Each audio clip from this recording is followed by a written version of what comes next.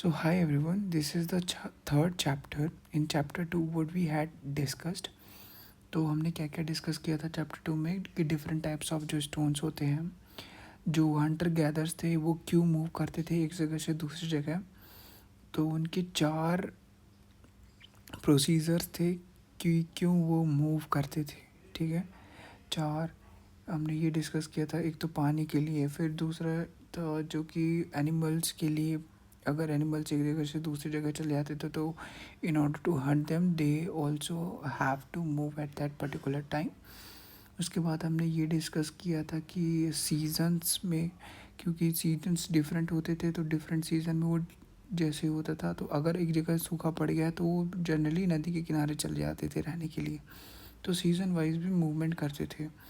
तो इसी तरह से हमने चार चीज़ें डिस्कस की थी। उसके बाद हमने ये डिस्कस किया था कि दो स्टूडेंट्स थे वो कैसे एक पेंटिंग फाइंड किए थे एक केव के अंदर, जहाँ पे अर्लीस्ट पीपल ने, जो कि पुराने हमारे आदि मानव टाइप के ज़माने के लोग थे, वो लोग चित्र करके बताए थे कि इस कि ऐसे वो लोग हंटिंग करते थे। और हमने ये डिस्कस किया था कि हैबिटेशन फैक्ट्री क्या होता है।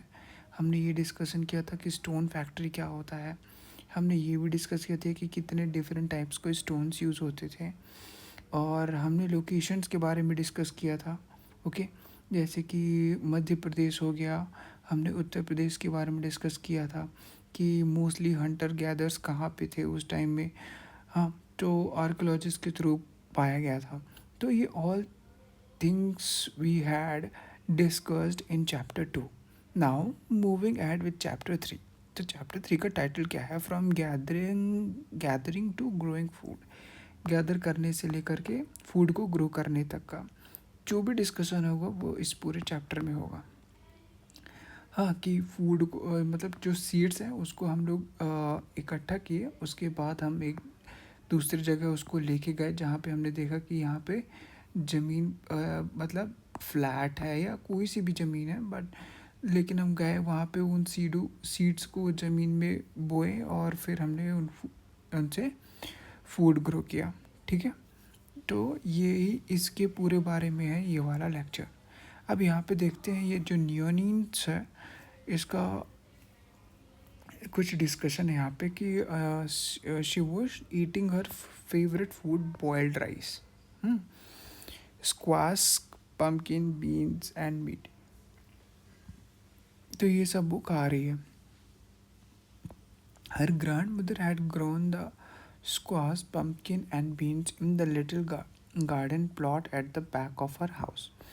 तो जो भी स्क्वाश है, पम्पकिन है, बीन्स हैं, तो उसकी जो ग्रैंड मदर है उन्होंने इसको बोया था अपने गार्डन में घर के पीछे।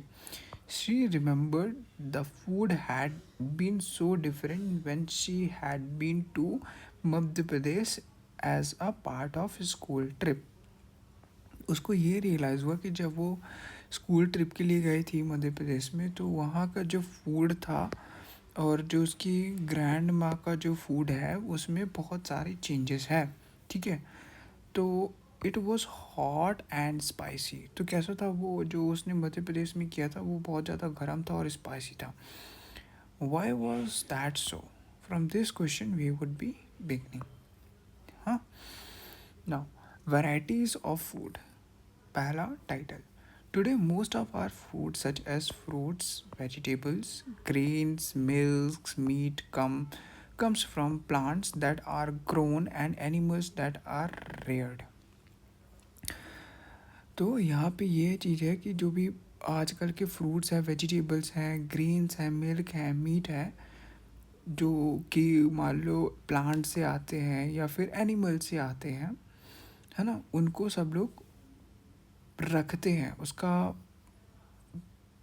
जैसे सीड्स है तो सीड्स को तो हम रखते हैं एक पर्टिकुलर कंटेनर में, और जैसे एनिमल्स हैं तो उनको हमको पालना पड़ता है, उनको घास फूस ये सब देना पड़ता है, mostly domestic animals.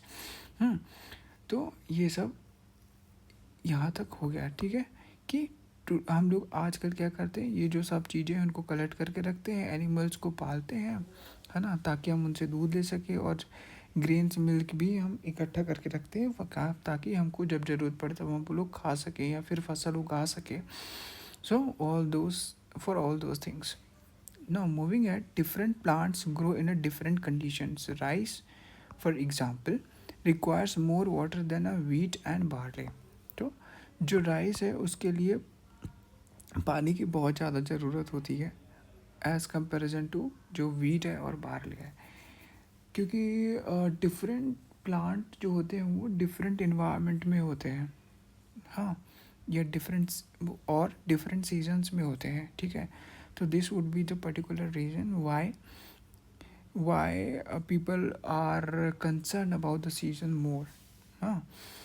Now moving ahead, this explains why farmers grow some crops in some areas and not in other areas. Different animals do prefer different environments. For instance, sheep, goat can survive more easily than cattle in dry, hilly environments.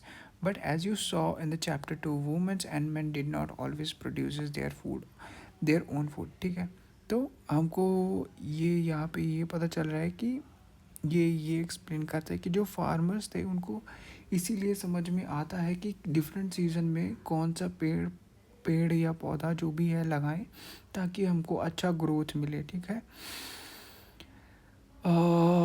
Taking an example, तो इन्होंने यहाँ पे example दिए जैसे सीप and गोट है वो कहाँ पे सर्वाइव कर सकते हैं, इन ड्राई एरियाज. बट जो कैटल्स होते हैं जैसे cows, buffaloes, they mostly not prefer to be in to the hilly areas और ड्राई एरियाज.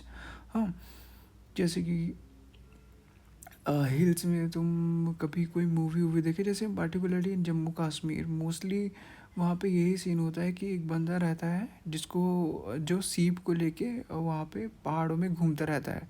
ठीक है, तो वो बंदा क्या है, हर्डर्स है, क्योंकि वो पूरे सीप का एक मतलब लीडर टाइप का जो उनको रखता है, उनका पालन पोषण करता है, तो हर्डर्स उसको कहते हैं. As we had discuss this thing in to the first chapter. तो यहाँ तक ये हो गया. तो कैटल्स कहाँ रहते हैं, Cattle generally prefer to be in a flat lands, not into the hilly areas. Okay, तो यहाँ पे ये पता चला कि सीप एंड गोट मतलब एनिमल भी डिफरेंट इन्वायरमेंट में रहते हैं. ज़रूरी नहीं है कि सारे एनिमल्स एक ही इन्वायरमेंट में रहें. Okay, now moving at the beginning of farming and herding. फसल उगाना और पशुपालन है, ये है ये title. So we have seen in chapter 2 that the climate of the world was changing, and so were plants and animals that people used as a food. Men and women and children probably observed several things: the places where the edible plants were found, how seeds broke off stalks, fell on the ground, and new plants sprouted from them. Perhaps they began looking after the plants, protecting them from birds and animals so that they could grow and the seeds could ripen. In this way, people become farmer. तो ये पूरा paragraph ये कह रहा है कि कैसे farmer बने, तो कैसे बने. ठीक है, तो इन चैप्टर 2 में हम लोग डिस्कस किए थे कि इन्वायरमेंट चेंज हुआ वर्ल्ड में, है ना. तो जब पहले फर्स्ट टाइम जब इन्वायरमेंट चेंज हुआ होगा तब उन्होंने, या फिर जब फर्स्ट टाइम ह्यूमन ने रियलाइज़ किया होगा कि देखो इन्वायरमेंट चेंज हो रहा है, हाँ, कि अब पानी बरसने वाला है. तो जब पानी बरसा तो उन्होंने देखा कि कौन कौन से पौधे नए उगे. हाँ, तो उनमें से जिसका वो लोग फूड को यूटिलाइज़ कर सकते हैं, उन पौधों से जो भी फूड निकल रहा है उनको यूटिलाइज़ कर सकते हैं, उनको जो अच्छा लगता है ना, जो खाने लायक है. तो जैसे पानी बरसा, नए पौधे उगे, उनसे जो फूड उन्होंने देखा कि ये वाला फूड खाया जा सकता है, तो उनको ये पता चला कि इस पर्टिकुलर सीज़न में हम ये पौधा लगाएंगे. हाँ, जैसे ये वाला सीज़न ख़त्म होगा तो उसके सीड्स रख लेंगे, जब नेक्स्ट टाइम आएगा तो यही वाला सीड लगा के हम बढ़िया जगह पे लगा के बढ़िया खेती करेंगे. हाँ, तो उनको ये समझ में आ गया कि क्या क्या चीज़ों को उनको इकट्ठा करके रखना है, हाँ, ताकि वो लोग बाद में उसको यूटिलाइज़ कर सके, उसकी फार्मिंग कर सके, है ना. तो यहाँ पे वही चीज़ लिखा है कि man and women and children properly observe several things, उन्होंने बहुत सारी चीज़ों को देखा। Places where the edible plants वो फाउंड, जहाँ पे जो खाने वाले पेड़ थे, मतलब खाने वाले इन द सेंस कि कुछ लोग स्टेम्स लेते हैं, रूट्स खाते हैं, है ना, और उनके फ्रूट्स खाते हैं। तो ऐसे पौधों को उन्होंने ऑब्जर्व किया। How seeds broken of stocks, ठीक है, ये सब देखा उन्होंने। जो कि उन्होंने ये देखा कि जो भी फ्रूट गिरा, जैसे आम की गुठली नीचे गिरी, fell on the ground and new plants sprouted from them, कि आम की गुठली गिरी और उससे नया पेड़ निकला। तो उन्होंने ये सब देखा, तो उनको ये समझ में आया कि अच्छा ऐसा होता है, ठीक है, कि अगर मैं वो गुठली अभी निकाल के रख लूँ अपने पास और फिर कभी लगाऊँ तो उससे पेड़ उगेगा। तो उनको ये दिमाग में आना चालू हो गया। Perhaps they begin looking after the plants, और उसके बाद उन्होंने वही चीज़ की, वो लोग देखना चालू कर दी। और उन्होंने ये भी क्या किया कि बर्ड्स से प्रोटेक्ट करने चालू कर दिए, क्योंकि चलो आम की गुठली तो एक अलग सीन है। अगर हम कंसीडर करते हैं राइस, ठीक है, तो राइस के तो दाने हैं वो चिड़िया बहुत खाती है, ठीक है, तो अगर तुम ऐसे ही लगाओगे तो बर्ड्स खा लेंगे। तो उनको ये भी समझ में आया कि हमको इनको बर्ड से प्रोटेक्ट करना पड़ेगा और दूसरे जानवरों से भी, क्योंकि जब तुम बोए तब तुमको बर्ड से कन्वर्ट करना पड़ेगा, क्योंकि वो दाना था। जब वो बड़ा हो गया, हाँ, तब में भी चिड़िया आती हैं, बट उस टाइम में हम लोग को बर्ड्स और एनिमल्स जैसे काउस हो गए, बफेलोस हो गए, इनसे भी डर रहता है। तो उनसे भी कैसे प्रोटेक्ट बचा के रखना है इनको, उनको ये भी समझ में आया कि हमको इसको बचाना पड़ेगा इन दोनों चीज़ों से, है ना। तो उन्होंने बढ़िया समझ में आ गया कि इसको कलेक्ट करके रखो, इसको बाद में यूज़ करेंगे ग्रो करने के लिए, हमारे फूड के लिए, कि हम बढ़िया ग्रो करेंगे और खाए पिएंगे, बढ़िया अच्छे से रहेंगे। तो जब उनको पता चला कि फूड को गैदर करना और उसको ग्रो करना, है ना, और उसको प्रोटेक्ट करना फ्रॉम बर्ड्स एंड एनिमल्स, जब ये आदमी को समझ में आने लगा ये सब कि ये कॉन्सेप्ट, तो वो फार्मर बन गया। Okay, now moving head, women, men and children could also attract and then tame animals by leaving food for them near their shelters. The first animal to be tamed was the wild ancestor of the dog. Later, people encouraged the animals that were relatively gentle to come near the campus where they lived. These animals, such as sheep, goat, cattle, and also the pig, lived in the herds, and most of them ate grass. Often, people protected these animals from the attack by other wild animals. This is how they become herders. हमने यहाँ पे discuss किया था कि कैसे वो farmer बने। अब यहाँ पे हम देखेंगे कि कैसे वो पशुपालन में एक्सपर्ट हो गए। तो लड़के लड़कियाँ और जो बच्चे थे वो भी कुछ एनिमल्स को पसंद करते थे जो कि डेंजरस नहीं थे मोस्टली, जैसे कि डॉग्स ले लो, ठीक है, यहाँ पे डॉग्स का एग्जांपल दिया गया है कि डॉग्स हो गए, तो जो भी अगर वो फूड छोड़ देते थे तो वो कुत्ता आके वो खा लेता था। तो उनको जो मोस्ट फ्रेंडली एनिमल लगा वो सबसे पहले वो लगा डॉग, ठीक है, क्योंकि वो आया खाया तो उनको लगा कि ये जो है ये काटेगा भी नहीं। और फिर धीरे धीरे क्या हुआ, people encourage animal that were relatively gentle to come near the campus. फिर उनको जनरली जैसे काउज हो गई, बफेलोज हो गई, वो भी अगर इनके शेल्टर के आसपास आने लगे तो उनको समझ में आने लगा कि ये एनिमल्स हैं जो हमको परेशान नहीं करेंगे, they are just very friendly to us, और इनसे हम अपना फूड या जो भी है वो हम अपना काम निकाल सकते हैं। हाँ, तो वो एनिमल्स कौन कौन से थे, जैसे sheep, goat, cattle and also the pig lived in the herds, है ना, and most of them ate grasses, और सबसे ज़्यादा जितने भी पालतू थे वो सब ग्रासेस खाते थे, घास खाते थे, अपार्ट फ्रॉम डॉग। हाँ, often people protected this animal from the attacks by other wild animals. ठीक है, तो अब उनको पता था कि ये हमको दूध देगी या जो भी देगा है ना, जिससे हमको फ़ायदा है तो हम इनको प्रोटेक्ट करके रखेंगे। अब उनको प्रोटेक्ट करके रखना पड़ता था जो जानवर थे वाइल्ड एनिमल्स, जैसे कि लॉयंस एंड लेपर्ड्स, टाइगर्स, कि वो लोग तो भाई इंसान को भी खा जाते हैं। हाँ, तो उनको उनसे बचाने के लिए उनको प्रोटेक्शन भी करते थे। हाँ, फिर can you think of any reason why dog was perhaps the first animal to be tamed? बताओ भाई, तुम खुद सोचो कि पहला जानवर डॉगी क्यों था जो कि इनको लगा कि ये डेंजरस नहीं है बिल्कुल भी। तो ये तुम सोचो और कमेंट करो। Now moving toward the domestication is the name given to the process in which people grow plant and look after animals. Very often plant and animals that are tended by people become different from wild plants and animals. This is because people select plant and animals for domestication. आप देखो domestication क्या होता है। Domestication मतलब ये होता है कि जो उस टाइम के लोग थे वो सिर्फ वो चीज़ अपने पास रखते थे जो उनका बेनिफिट था, जिनसे ठीक है, जो उनकी प्रोटेक्शन कर सके, जिनसे उनको फूड मिल सके, हाँ, जो उनका साथ दे। तो जो भी उनका साथ देता था वो उनको पालन पोषण करते थे, उसको प्रोटेक्ट करके रखते थे, उसको गैदर करके रखते थे, ये सब करते थे। हाँ, तो उसी कॉन्सेप्ट को बोला गया डोमेस्टिकेशन। हाँ, जब हम उस चीज़ को अपने पास रखते हैं, ठीक है, उसका पालन पोषण करते हैं, हाँ, फसल उगाने के लिए ग्रेन्स को गैदर करके रखते हैं कि जब सीज़न डिफरेंट होगा तब लगाएंगे, तो ये सब एक डोमेस्टिकेशन में आ जाता है। फिर हम प्लांट्स और एनिमल्स को भी देखते हैं कि जो कैटल्स है, सीप गोट है, जो हमको हार्म नहीं करेंगी, तो उसको हम रखते हैं, प्रोटेक्ट करके रखते हैं, है ना। और ऐसे ही कुछ प्लांट्स भी होते हैं जो कि बहुत पॉइजनस होते हैं, और एक वो प्लांट्स होते हैं जिनसे हमको फ्रूट्स ये सब मिलता है, तो हम उसको संभाल के रखते हैं।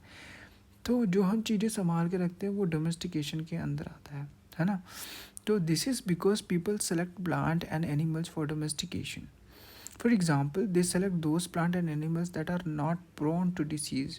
They also select a plant that yield large grain size and have a strong stalk capable of bearing the weight of the ripe grain.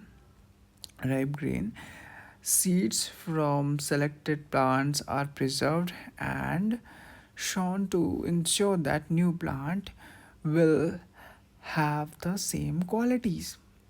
अब यहाँ पे ये बोल रहे हैं कि they select those plant and animals that are not prone to disease, जिनसे हमको कोई खतरा नहीं हो, हाँ, उन्हीं चीज़ को वो रखते थे। They also select the plant that yield large, बढ़िया ग्रेन साइज, स्ट्रॉन्ग स्टॉक हो, ठीक है, and capable of bearing the weight of the ripe grain. तो जैसे कि आम का पेड़ हो गया, है ना, वो बहुत सारे फ्रूट्स को अपने ऊपर गैदर करके रख सकता है ना। तो ये सब अपने पास रखते थे वो लोग। तो और जो कि एक पूरे डोमेस्टिकेशन के अंदर ही आता है, जैसे कि ये टाइटल ही है। Amongst animals, those that are relatively gentle are selected for breeding. Okay. As a result, gradually domesticated animals and plants become different from wild animals and plants. तो ब्रीडिंग के लिए भी इन्होंने वही एनिमल्स को रखा, ठीक है, जो कि बहुत जेंटल हो, हाँ, उनको ब्रीडिंग प्रोसेस तक के लिए रखा। As a result, gradually domesticated animals and plants become different from wild animals and plant, ठीक है। For example, the teeth horns of wild animals usually much larger than those of domesticated animals. Okay. Domestication was a gradual process that took place in many parts of the world. It's begun about 12,000 years ago. Virtually all the plants and animals produced that we use as a food today in the result of domestication. तो domestication was a gradual process, बहुत slow process था, है ना। उन्होंने वही चीज़ को रखा जो उनकी ज़रूरतमंद की थी, जो कि डोमेस्टिकेशन के अंडर आया, है ना, और आज भी हम लोग वही चीज़ यूज़ कर रहे हैं।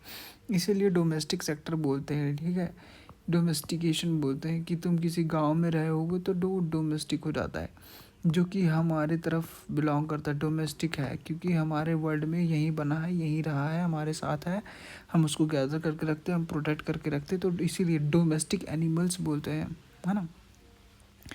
तो ये पूरा उसी के ऊपर था, डोमेस्टिकेशन। आई होप कि आपको डोमेस्टिकेशन समझ में आया होगा। A new way of life. If you want a seed, you will notice that it takes some time to grow. This may be for several days, weeks, months, and in some cases, years. When people began growing plants, it meant that they had to stay in the same place for a long time, looking after the plant, watering, weeding, driving away animals and birds till the grain ripened. And then the grain had to be used carefully. इस पूरे graph का मतलब ये है कि if you plant a seed, अगर तुम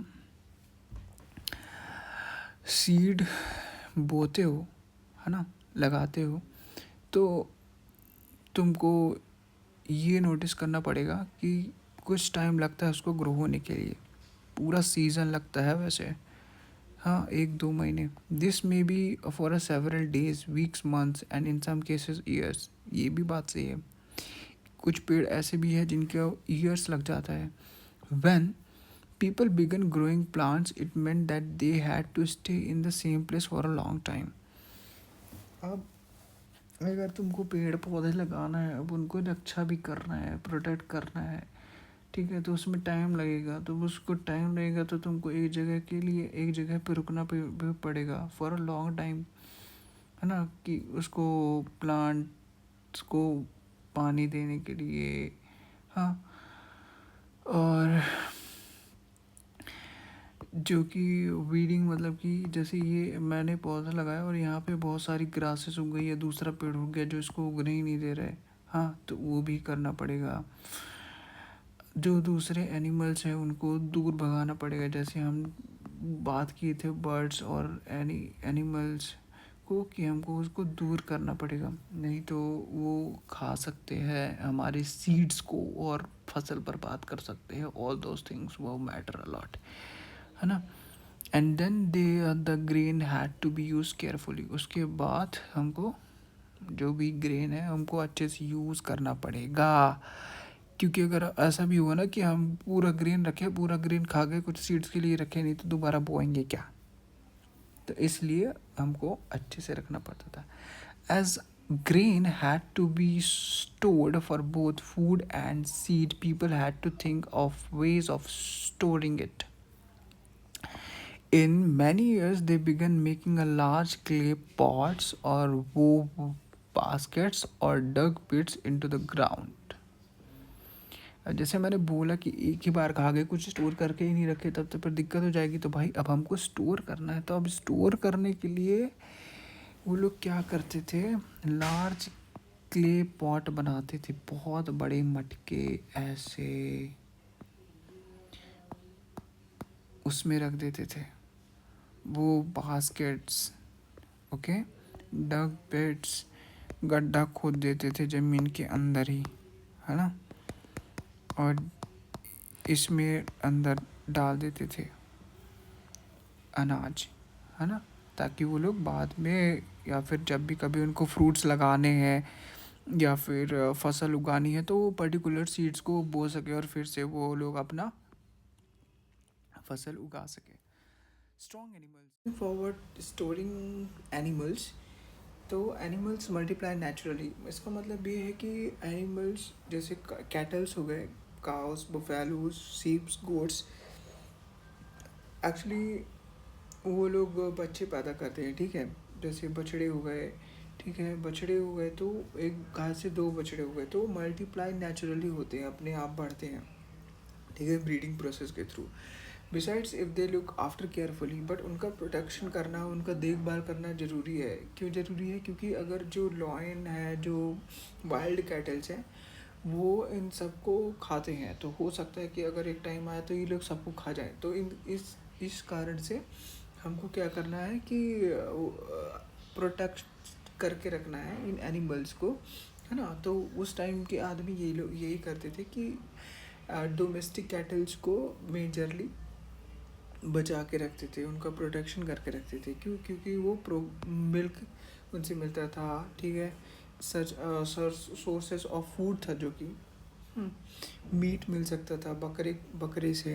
हाँ, तो वेन एवर रिक्वायर्ड, जब भी तुमको कभी ज़रूरत हो तभी तभी मिल जाता था। तो ऐसा कोई सीजनैलिटी का वेरिएशन नहीं देखने को मिलता था यहाँ पे। हाँ, तो in other word animals that are reared can also be use as a store of food. तो जो एनिमल्स थे, उनको जिनका भी पालन पोषण करते थे उस समय के लोग, उसको भी as a store of food के टर्म में कहा जाता है कि उनको भी स्टोर करके रखने का एक ही मतलब था उस टाइम के लोगों को, कि वो उसको एज अ फूड ट्रीट कर सकें। हाँ, now moving and finding out about the first farmer and herders. पहली बार खोज करना फार्मर्स और हर्डर्स। हर्डर्स वो होते हैं जो कि किसी एक, जैसे गोट है, बहुत सारी गोट्स हैं, ठीक है। तो उन सब को एक आदमी देखभाल करता है, उनको घास चराने लेके जाता है, ये सब करता है। तो ये सब particular owner of the domestic kettles. और फार्मर्स वो होते हैं जो किसानी करते हैं, हम फसल उगाते ही हैं, और जो वो अपना ग्रेन्स को स्टोर करके रखते हैं, फिर सीज़न बाई सीज़न वो सीड्स को बोते हैं और उनसे फसल उगाते हैं। You will notice a number of blue square each marks a site from where archaeologists have found evidence of early farmers and herders. These are found all over the subcontinents. Some of the most important one in the northwest. In present day Kashmir is east and south India, and in east and south India. To find out whether these sites were settlements of farmers and herders, scientists studied evidence of plant and animals' bones. One of the most exciting findings includes remains of burnt grains. है ना? तो ये यहाँ पे ये पूरा paragraph ये बोल रहे हैं कि just look into the map 2। चलो ठीक है, मैप 2 देखते हैं हम लोग। Map 2 I think this is map 1। This is map 2. Okay, this is map 2. So square blue circle ये है, ये है, ये है, ये है, ये है, ये है, ये है ना। तो कहने का मतलब ये है कि यहाँ पे हर्डर्स और फार्मर्स के एविडेंस मिले हैं, है ना। Now moving to our topic.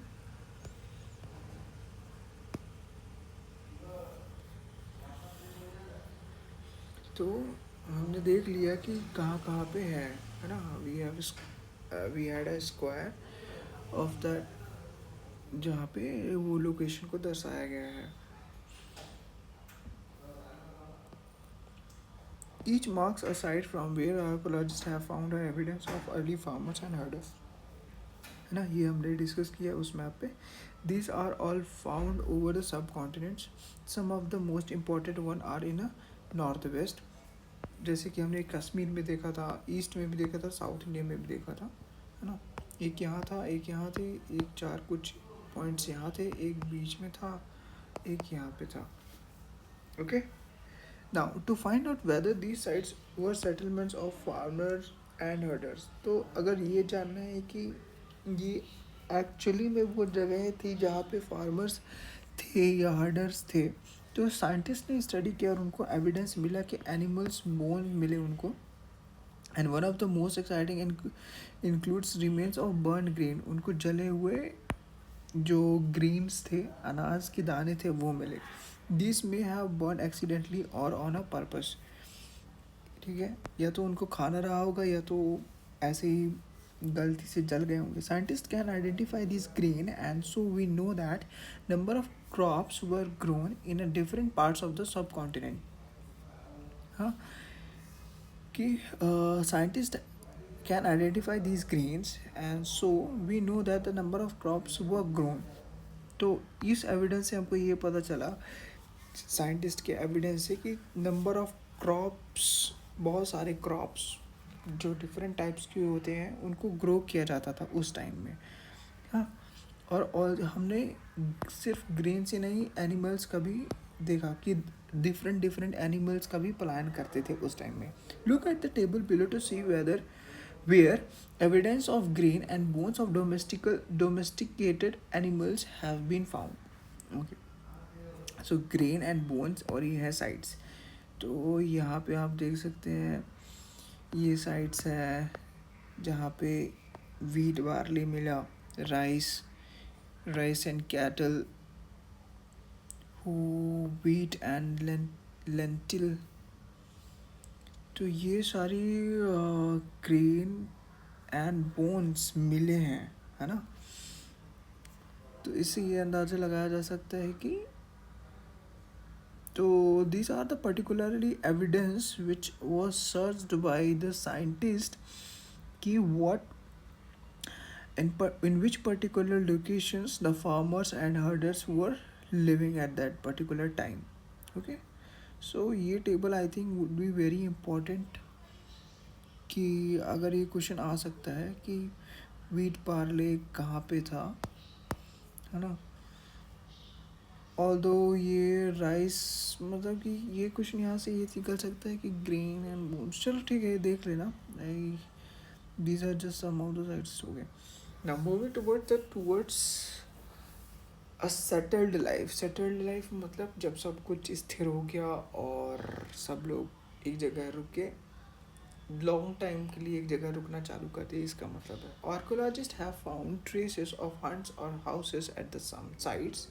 For instance, in Burzaholm, in present-day Kashmir, people built pit houses which were dug into the ground with the steps leading into them.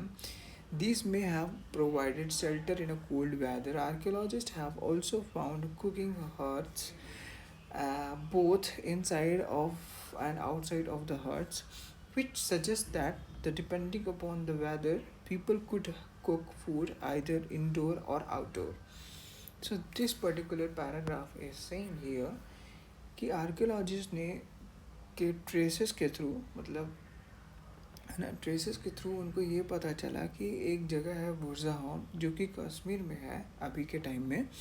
तो उस time में जो peoples थे वो पिट हाउस बनाते थे। पिट house मतलब गड्ढा खोद के जो नीचे घर बनाते हैं, ठीक है, उसको बोलते हैं, विच वो डग इनटू द ग्राउंड, ठीक है, गड्ढा खोदते थे। And with the steps of leading to them, यहाँ पे स्टेयर्स मतलब कि सीढ़ियाँ बनाते थे और फिर यहाँ नीचे रहते थे। ओके, ये एक्चुअली में सरफेस है और ये यहाँ से यहाँ पे नीचे घर बना के रखते थे। ऐसे एविडेंस मिले हैं उनको, ऐसा इस पैराग्राफ में कहना है। उनको ये भी मिला है कि वो लोग खाना बनाते थे, है ना, कहाँ, अंदर भी बाहर भी, विच सजेस्ट दैट, जो कि सजेस्ट करता है कि depending upon the weather condition, अगर बहुत ज़्यादा गर्मी होती रही होगी तो बाहर से बनाते रहे होंगे, अगर ठंडी रहती होगी तो अंदर बनाते रहे होंगे, बरसात के टाइम में वो अंदर रहते रहे होंगे, है ना। तो ये बताता है कि ये बता रहा है कि depending upon the weather condition they are cooking the food inside or outside of the huts, which suggests that depending upon the weather conditions, people could cook food either indoor or outdoor. Okay, as we discussed. Draw a pet house. अब ये तुम लोग एक बार draw करके देखना जैसे मैंने यहाँ पे बनाया हुआ है। Stone tools have been found from many sites as well.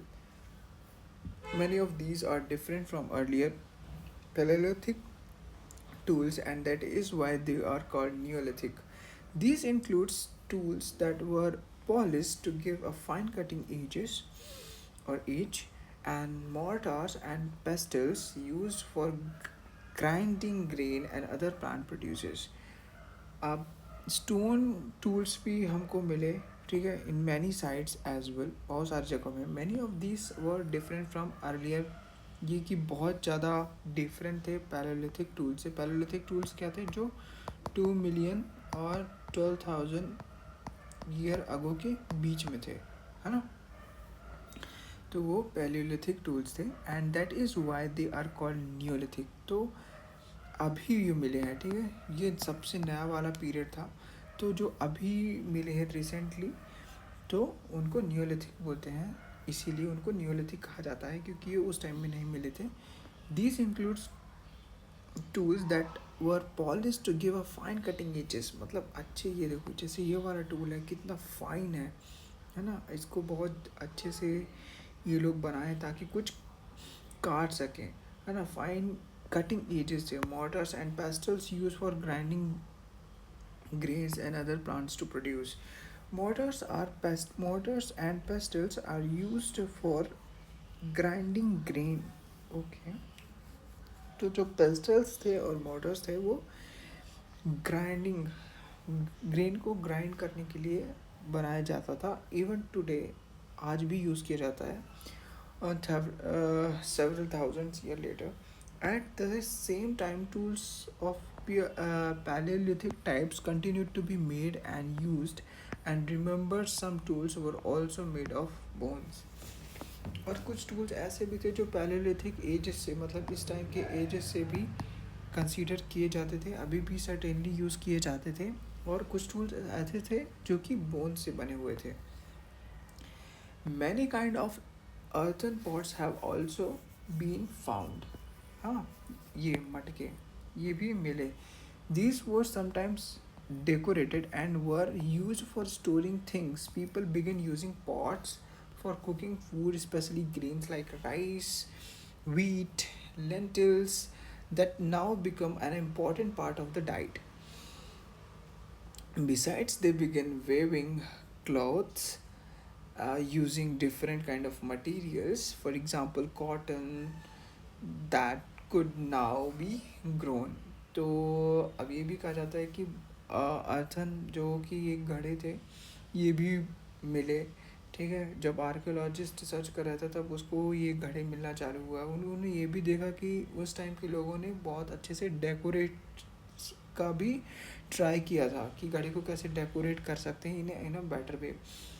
और फिर घड़े का यूज़ तो बहुत जगह यूज़ हुआ है ना, जैसे cooking food, specially grains like rice, wheat and lentils that now become an important part of the diet, जो कि बहुत इंपॉर्टेंट पार्ट बन चुका है डाइट का। Besides they began weaving cloth. और ये भी है कि वेविंग क्लॉथ मतलब कि कपड़े बनाना चालू करना in from a different materials, जैसे कि कॉटन, है ना। तो अब कॉटन का तो पेड़ होता है, ये तो तुमको पता होगा, है ना। तो उनको शायद ऐसा हुआ होगा कि एक कॉटन का पेड़ मिला होगा जिनसे उन्होंने सोचा होगा कि हम इसका कुछ बना सकते हैं, है ना। तो इसलिए ये कॉटन को ग्राउंड करना भी सीखा। Did things change everywhere and all at once? Not quite. तो क्या सब चीज़ एक साथ चेंज हो गया? ठीक है, नहीं।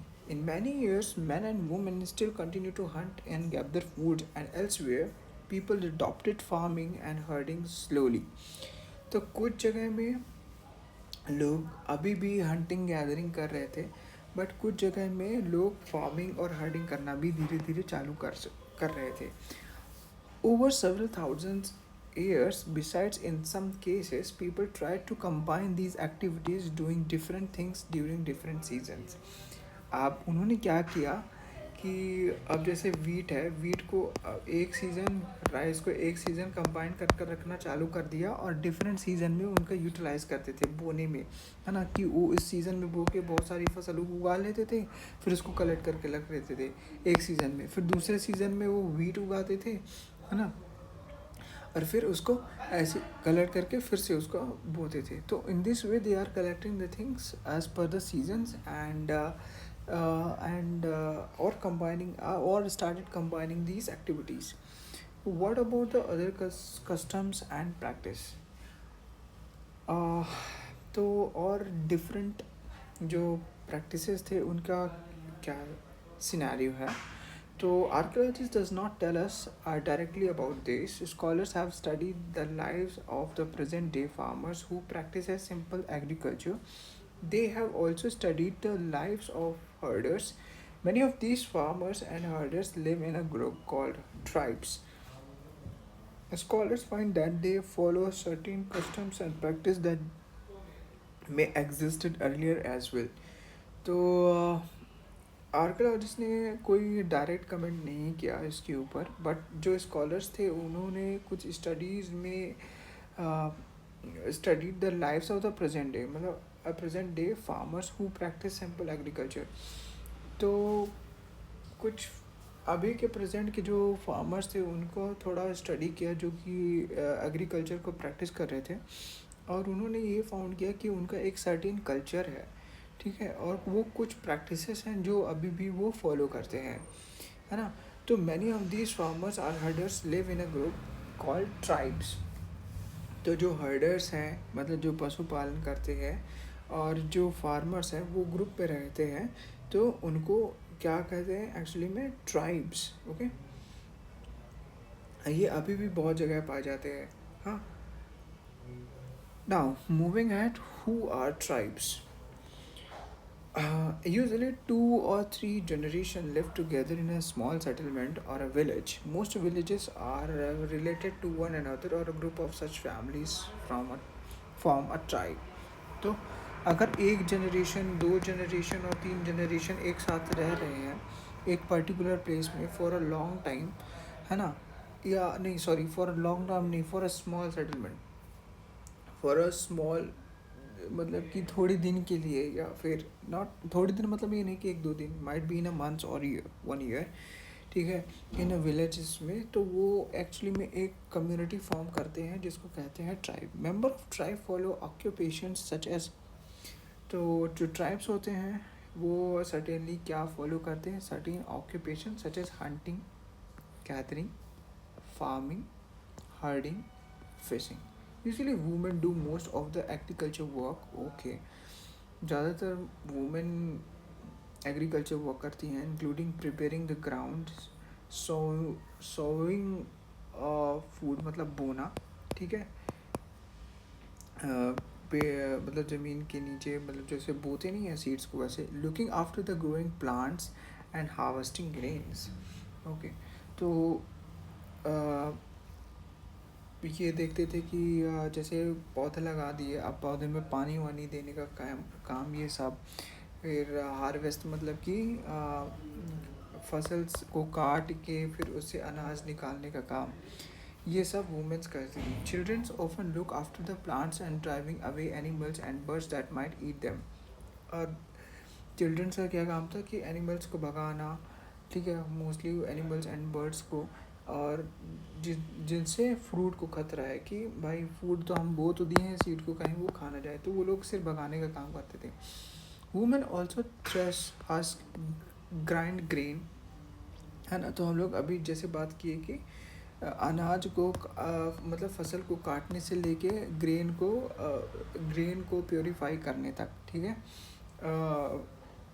फ्रॉम हस्क एंड एवरीथिंग, वो सब काम कौन करता था, वुमेन्स करती थी। Man usually lead large herds of animals in search of pastures, ठीक है। Children often look after small flocks, cleaning of animals and milking is done by both men and women. Both women and men make pots, baskets, tools, huts. They also take a part in singing, dancing and decorating their huts. तो men usually lead large herds of animals in search of pastures. तो जो mains थे वो generally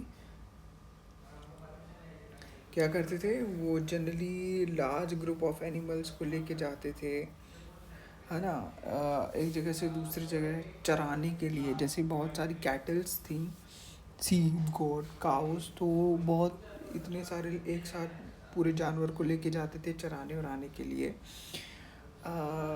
ठीक है। और ये भी लिखा है कि वुमेन और मैन दोनों मिलके घड़े, है ना, या बाल्टियाँ और टूल्स और हट्स बनाते थे, है ना, और सिंग गाते भी थे, डांस करते हैं, अभी भी करते हैं, singing, dancing and decorating their huts, है ना। तो these all are things were certainly done by the tribes at that particular time.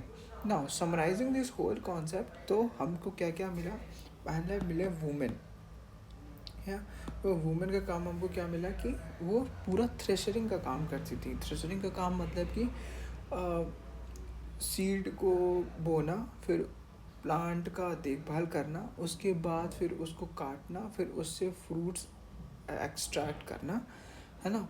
तो ये पूरा हार्वेस्टिंग का जो प्रोसेस था, हार्वेस्टिंग ऑफ क्रॉप्स का, वो पूरा वुमेन्स करती थी। फिर उसके बाद चिल्ड्रंस आए। चिल्ड्रंस क्या करते थे? चिल्ड्रन देखभाल करते थे, है ना, कि कोई भी एनिमल्स या बर्ड्स उस बीज को खा ना जाए, है ना। तो वो लोग पर्टिकुलरली वो एनिमल्स और बर्ड्स को भगाते थे। तो mainly they were protecting these plants from the birds and animals at that time. Third, talking about men, तो men क्या करते थे? men large herders थे, जो कि बहुत सारे एनिमल्स को एक साथ ले जाते थे कहीं पे घास चराने के लिए, है ना, घास वास चराने के लिए। और वहाँ भी वो लोग प्रोटेक्ट करके रखते रहे होंगे, क्योंकि उनको एक जगह से दूसरे लोकेशन में मूव करना पड़ता रहा होगा, फिर उनको लेके आते रहे होंगे। तो it was a very difficult task was at that particular time. And so these are the three duties of the tribes. Certainly presently, certainly it is also अभी भी ये चालू है। एंड मतलब अभी भी ट्राइब्स कहीं भी मिलते हैं। फिर वुमेन मैन मिल के हट्स मतलब झोपड़ियाँ बनाते थे, अपना घर बनाते थे, है ना, सिंगिंग करते थे, डांसिंग करते थे, डेकोरेट करते थे देयर हट्स। ठीक है, तो ये सब का डिस्कशन हमने किया। Some men are regarded as a leader. They may be old and experienced, or young, brave warriors or priests. Old women are respected for their wisdom and experience. तो जो कुछ आदमी थे वो एज अ लीडर ट्रीट किया जाता था उनको, जो कि ओल्ड और एक्सपीरियंस थे, है ना। ओल्ड और एक्सपीरियंस थे, या फिर यंग ब्रेव वॉरियर्स थे, जिनको मतलब वॉरियर्स लड़ने में अच्छे थे, है ना, जीत जाते थे दूसरों से, या फिर प्रीस्ट से, जैसे जो चर्च में। तो हमने वैसे भी मूवीज़ में देखा होगा, या तो प्रीस्ट होल्ड करता है और सबको समझाता है कि कैसे कैसे हम लोग को रहना है, पूरा एडमिनिस्ट्रेशन।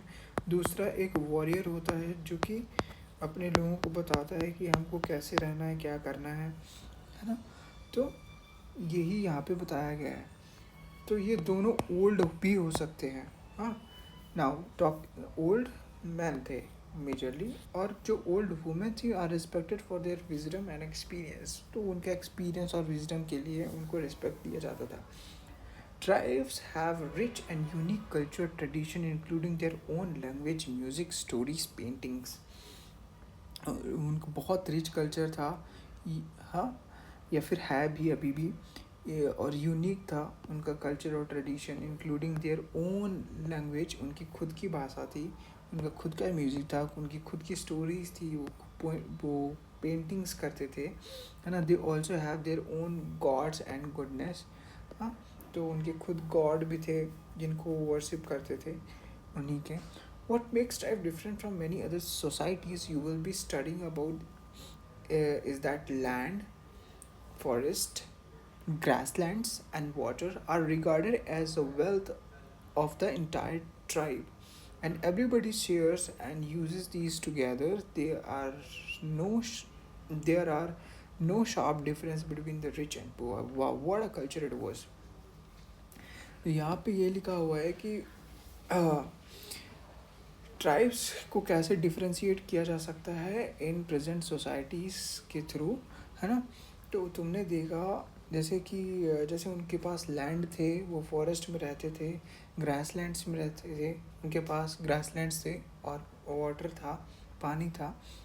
तो उनका एक अच्छा खासा वेल्थ था ट्राइब्स का, और वो लोग कोई ऐसे सेपरेट्स नहीं रखते थे कि ये मेरे ज़मीन है, ये उसका ज़मीन है।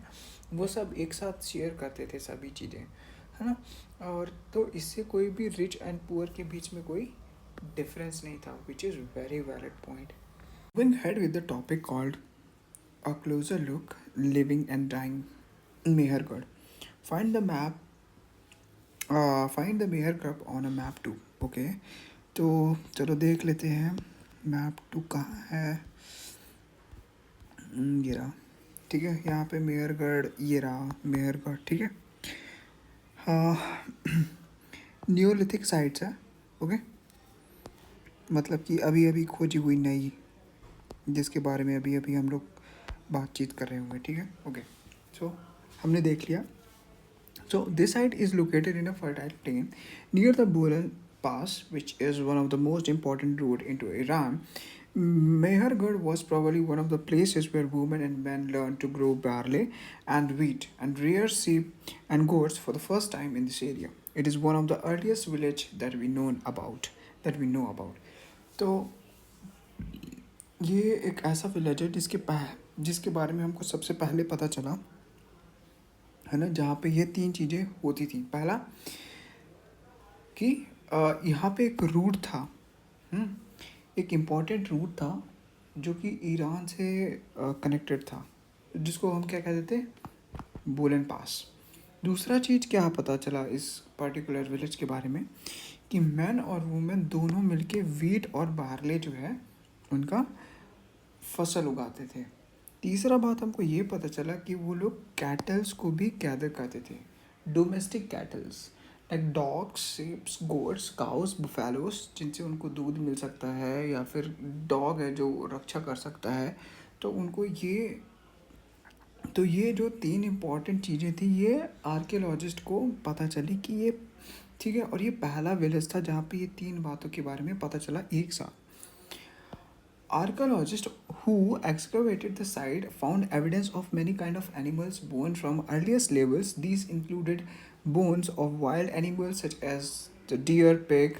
And in the later level, they found more bones of sheep and goat. And in the still later levels, cattle bones are most common, suggesting that this was the animal that was generally kept by the people. अब archaeologist उसी side में खोदना चालू किया, ठीक है, investigation चालू किया, तो उसको पता चला कि खोदते खोदते उसको सबसे पहले बोन्स दिखना चालू हुई। तो बोन्स दिखे, वो जो एनिमल्स थे वो कैसे थे, जैसे कि वो मतलब कौन से टाइप के एनिमल्स थे, वो डियर्स थे, गोट और पिग के बोन्स मिले उनको, ठीक है। फिर उसके बाद और भी जब खुदाई हुई तो उनको भेड़ बकरियों के बोन्स मिले। तो और फिर और उसके बाद जो था उसका कैटल बोन्स मिले। तो जो कैटल बोन्स थे वो सबसे ज़्यादा मोस्ट कॉमन थे, है ना। तो ये सजेस्ट किया जाता था कि वो कैटल्स का गैदरिंग बहुत ज़्यादा करते थे उस टाइम पे, okay. Now moving had with the earliest and later level. When archaeologists are digging at excavation site, uh, how do they know which level is earlier or which is later? तो अब हमको ये था कि चलो archaeologist खोदना चालू कर दिए, ठीक है, उस पर्टिकुलर साइट पे जहाँ पे इन्वेस्टिगेशन नीडेड था, कि वहाँ से पता चलेगा कि पुराने ज़माने में कैसे लोग क्या करते थे, है ना। तो अब हमको ये जानना है कि जैसे हमने पहला खोदा, ठीक है, जैसे ये पहला पिट है और ये दूसरा पिट है, तो हमको ये कैसे पता चलेगा कि कौन सा पहले का है, कौन सा पुराना है, कौन सा नया है, ठीक है। तो इसके लिए यहाँ पे इन्होंने एक समझाने के लिए एक इलस्ट्रेशन दिया हुआ है। Let's look into it. Suppose people first start living on a flat land, okay. Over the years the surface will gradually rise because people discarded waste material and gradually stay and rebuild houses in the same place, okay। तो ये पहले एक flat surface था, okay. ये flat surface में पहले लोग रहते थे, फिर उन्होंने क्या किया कि जो भी वेस्ट मटेरियल थे उनको डिस्कार्ड किया इसी लैंड पे, और वो ये चाहते थे कि हम लोग यही प्लेस पे रहें, ये प्लेस छोड़ के ना जाए, तो वहीं पे फिर से उन्होंने घर बना लिया। हाँ, after hundreds of year ago this lead to the, ठीक है, उन्होंने डिस्कार्ड वेस्ट मटेरियल के लिए और generally stay and rebuild the houses in the same place. आफ्टर hundreds of years this leads to the information of mound, ठीक है। अब एक्चुअली में क्या हुआ कि ये जो एक मतलब फॉर्मेशन हुआ एक माउंड का, जैसे ये है, ठीक है। So when this mound is dug up, इस माउंड को जब खोदना चालू किया, what is found from the upper layers of the mound is generally from a later time. तो जो जनरली जो एकदम सबसे अपर लेयर का था उसको लेटर टाइम में माना गया, and what is found from the lower layer of the mound which are older, ठीक है, विच आर ओल्डर, ठीक है। तो जो जो सबसे नीचे का था लेवल वो बहुत ओल्डर था, और जो सबसे ऊपर का था वो लेटर टाइम का था। This upper and lower layers are ऑफर referred as a two levels. अब ओल्डर मतलब ये बहुत ज़्यादा पुराना रहा होगा, और ये नया है, ओके। जो अपर सरफेस पे खोदने के बोले मतलब अर्लीस्ट का होगा, okay. Other finds at Mehergarh includes remains of square rectangle houses. Each houses had four and more or more compartments, some of which may have been used for a storage. ये जैसे है square shape का मिला, जहाँ पे square और rectangular shape के house थे, तो उन्होंने जनरली 4 कंपार्टमेंट्स देखे, जहाँ पे एक कंपार्टमेंट सिर्फ स्टोर करने के लिए रहा होगा। When people die, their relatives and friends generally pay respect to them. People look after them, perhaps in the belief that there is some a form of life after death. Burial is one such arrangement. Several burial sites have been found at Mehergarh. In one instances, the dead person was buried with the goats, which were probably meant to serve as a food in the next world. तो ऐसे ही लोगों को भी ऐसे ही जब उनकी death हो जाती थी तो उनको एक मतलब प्रॉपरली उनको गड्ढा खोद के उनको वहाँ पे मतलब अंतिम संस्कार करते थे और ऊपर से मिट्टी डाल देते थे, ठीक है। और उनमें से एक ऐसा भी इंस्टेंस सामने आया मेहरगढ़ में, जहाँ पे लोगों ने जब खुदाई की तो उनको पता चला कि इस पर्टिकुलर बॉडी के साथ कुछ गोट्स भी थी जिनको दफनाया गया था। तो वो ये रिफ्लेक्ट करता है अकॉर्डिंग टू दिस पैराग्राफ कि उनका कुछ बिलीफ सिस्टम था कि अगर वो किसी दूसरे लाइफ में इंटर करता है तो in terms of having food he can have food from them, तो इसलिए उनको भी उनके साथ गड़ा दिया, ठीक है। So this is whole story this paragraph is telling about. Moving to the next, a closer look on the Zali heading on a map too. So let me just check it out. तो ये है the जाली heading. Moving to, तो हमने map में देख लिया कि कहाँ है। So now we are just moving to our paragraph. So this is a site on the hills near the Brahmaputra Valley, close to a road leading into China and Myanmar. Here, stone tools, including mortars and pestles, have been found. These indicated that the people were probably growing grains and preparing food from it. Other finds include jadeite, a stone that may have been brought from China. Also common are finds of tools made up of fossil woods, ancient wood that has hardened into stones and pottery, ठीक है। तो यहाँ पे ये एक hilly area में था, ठीक है, नियर द ब्रह्मपुत्र, ओके।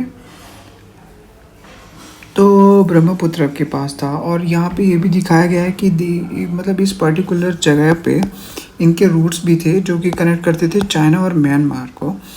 तो यहाँ पे भी कुछ यहाँ पे स्टोन टूल्स थे जो कि मोर्टार और पेस्टल्स जैसे थे। तो यहाँ पे ये भी इंडिकेट हुआ कि यहाँ पे भी लोग शायद प्रॉबेबली मतलब there is no any evidence of such which was proving exactly, but probability of having that यहाँ पे भी जो फार्मर्स थे वो ग्रेन को ग्रो कर रहे थे और फूड को प्रिपेयर कर रहे थे। अदर फाइंड इंक्लूडिंग जेरियाट, और ये एक ऐसा पत्थर है, ठीक है, जो कि ग्रीन और ब्लू और वाइट मिनरल्स टाइप का होता है ना। It is a silicate of sodium, okay. It is a kind of mineral which is having a different sets of properties, है ना। तो एंड ठीक है, तो हो सकता है कि उस टाइम में लोग इसका पर्टिकुलरली किसी चीज़ में यूज़ करते हो, क्योंकि it's not a common stone which generally found in India, it is a stone which is generally found in China. तो यहाँ पे यही लिखा है कि हो सकता है कि उस टाइम के लोग चाइना से ये जो रूट है तो वहाँ से वो लोग लेके आए हों। ठीक, तो ये यहाँ पे मिला हो, ऐसा हो सकता है। ठीक है, अब ऐसा हो गया। फिर उसके बाद क्या हुआ कि अ, वहाँ पे और भी कुछ चीज़ें कॉमन मिली। ठीक है, जैसे फॉसिल वुड्स हो गए। ठीक है, ancient wood that are harden into stone. ठीक है, कुछ ऐसे भी वुड्स होते थे जिनको मतलब कि स्टोन जैसे हार्ड हो जाते थे, है ना।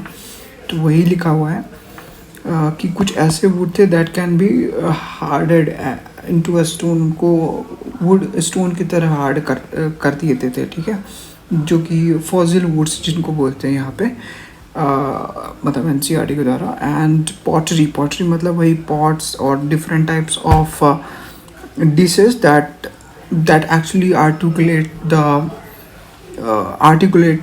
like these all are made up of some clays. Okay, so elsewhere find Turkey in your atlas. So I don't have atlas, you can look into it. One of the most neolithic sites, cattle hewn, was found in Turkey. Several things were brought from a great distance: flint from Syria, cowries from the Red Sea, cells from the Mediterranean Sea, and used in the settlement. Remember, there were no carts. Most things would have been carried on the backs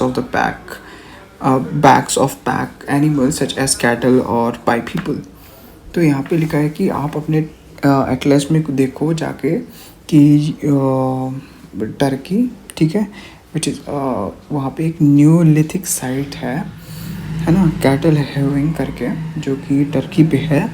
तो वहाँ से several things were bought from great distance, तो वहाँ से लोग लेके आए थे। ठीक है, flint from Syria, cowries from Red Sea, shells from, तो ये सब चीज़ें वहाँ से लेके आए थे। और जैसे ये हो गया, ठीक है, काउरीज, ठीक है, shells from Mediterranean sea, and and use in a settlement. Remember there was no cars, तो ये याद रखना कि वहाँ पे कुछ भी ऐसा कोई साधन नहीं था। ठीक है, जैसे बुलक कार्ट हो गया, बैलगाड़ी वगैरह, या फिर ट्रक, या फिर कुछ भी। तो या तो वो लोग घोड़े या डंकी का यूज़ किए होंगे in order to import those material from these different locations which were very far from India. And so that would be the one concept, or another concept that it might be bought up by the peoples, है ना, on their back of pack। ठीक है, तो ये एक reason हो सकता है कि कैसे वो लेके आए होंगे। So this is all about this chapter and this